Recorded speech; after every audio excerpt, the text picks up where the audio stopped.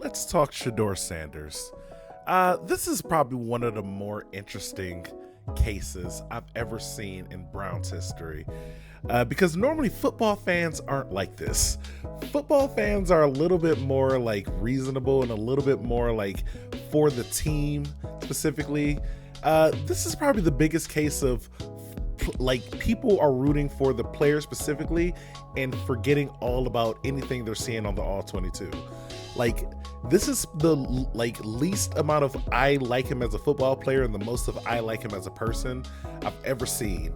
The like no real Cleveland fans I haven't seen, like no real Cleveland fans are bringing up these conspiracy theories right now. Like what are we doing here? We're saying a two-time defensive or two-time coach of the year just hates this quarterback so much he barely even knows him. He just hates him so much that they just want him to fail. Is that what we're talking about here?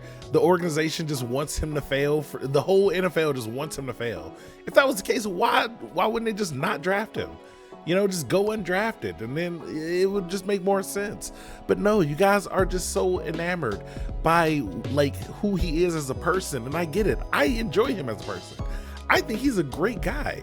I think he should be at bare minimum on the team and at maximum literally just coming off the bench. Like I don't think he's currently a starter for any team in the NFL. But I like his personality. I like his personality a lot.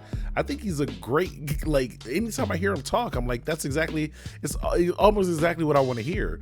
But when I see him on the field, I'm just like, it almost looks like I'm watching Deshaun Watson again, where it's like you're holding on to the ball too long. You need to let go of that ball within like 2, maybe 3 seconds at best, maybe. And like, it's not even like, oh, he's just like the worst. He's not the worst. He's definitely got some talent. He doesn't seem to be as fast as he thinks he is, but you know, I think that just comes off of a little bit of the injury. People are saying, oh, it's because the offensive line was so bad. Guys, the offensive line, look at the all 22. He had time. They gave him enough time to give him 3-4 seconds before he needs to throw the ball. The problem is he's holding it for 4 to 5 seconds. He's holding like 3, 4, 5 when it should be like 1, 2, 3. By 3, it should be out of your hands as a quarterback. You look at like every other. It's not even about Gabriel anymore. This is strictly Shedeur.